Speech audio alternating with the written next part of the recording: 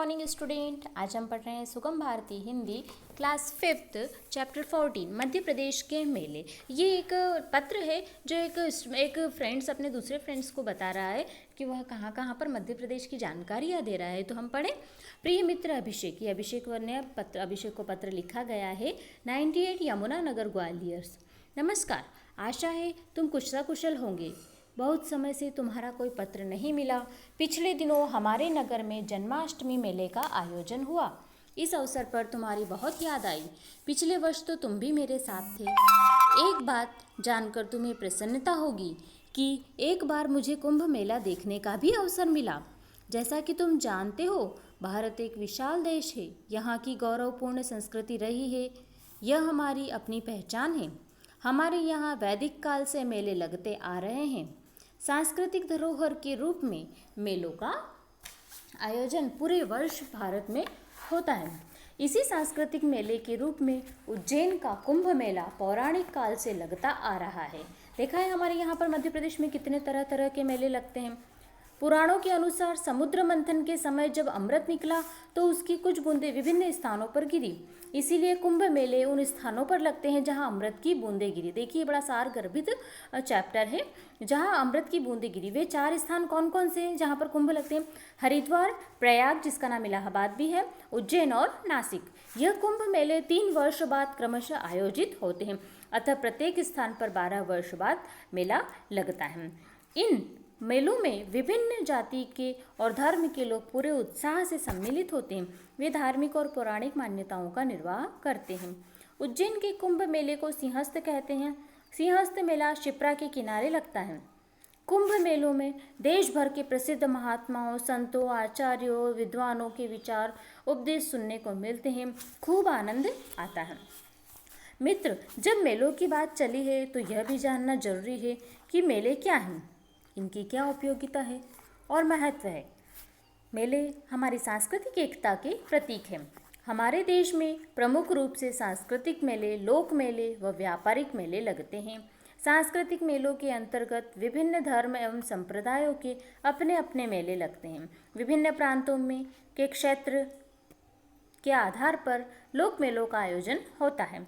वहीं आज के व्यावसायिक संदर्भ में अब व्यापारिक मेलों का भी आयोजन होने लगा। आजकल कैसा होने लगा कि पहले सांस्कृतिक मेले तो लगते ही हैं, त्योहारों पर भी लगते हैं कई प्रकार के, लेकिन अब कुछ व्यापारिक मेलों का, अच्छा बिजनेस से रिलेटेड जो होते हैं, उनका भी आयोजन होने लगा है। नेक्स्ट में देखिए, सांस्कृतिक मेले प्रायः नदियों के किनारे लगते हैं। गंगा, यमुना, नर्मदा, शिप्रा, गोदावरी, कावेरी, सोन, पहुज आदि पवित्र नदियाँ मानी गई है। ऐसा माना जाता है कि विशेष अवसरों पर जो लोग इन नदियों में स्नान करते हैं उन्हें पुण्य लाभ होता है। एक बार और भी है, मेलों में विभिन्न स्थानों के लोग एक दूसरे से मिलते जुलते हैं। उन्हें एक ही स्थान पर तरह तरह की वस्तुएं प्राप्त हो जाती है। अब मेलों में आपने देखा है कि कई प्रकार की वस्तुएं मिलती हैं हमें। मेलों में जो भी विभिन्न प्रकार के कार्यक्रम होते हैं जिसमें बच्चे, बूढ़ों और युवाओं का खूब मनोरंजन होता है। यहाँ पर मनोरंजन के कई साधन, नाटक मंडली, सर्कस, जादू के खेल और झूले आते हैं।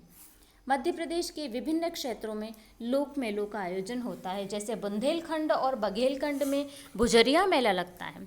भुजरिया मेले में भुजरिया अपने आत्मीय जनों को भेंट की जाती है। इसी तरह आदिवासी अंचल, विशेषकर धार झाबुआ जिले में भगोरिया मेला बहुत प्रसिद्ध है। होली के पहले लगने वाले इन मेलों में आदिवासी स्त्री पुरुष खूब सज धज कर आते हैं। इन मेलों में मांदल किसे कहते हैं? बड़े प्रकार का ढोल होता है, उसे कहते हैं।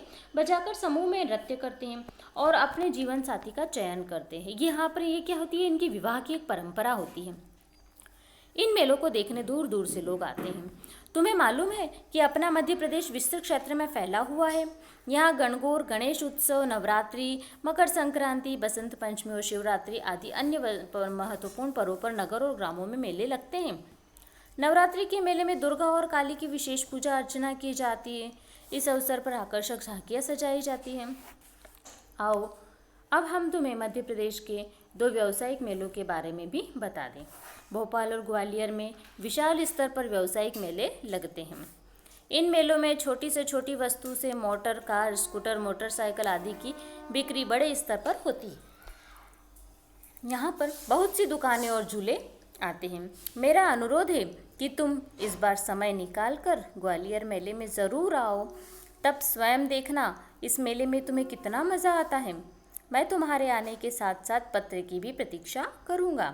आदरणीय बाबूजी और आदरणीय अम्मा जी को सादर चरण स्पर्श, चोटों को प्यार, तुम्हारा प्रिय मित्र सौरभ।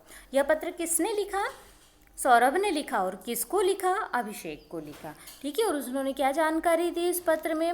अपने मध्य प्रदेश में जो कई प्रकार के त्यौहार और मेले लगते हैं, व्यावसायिक मेले व सांस्कृतिक मेले, किसी भी आयोजन पर्व पर लगने वाले मेलों की जानकारी दी।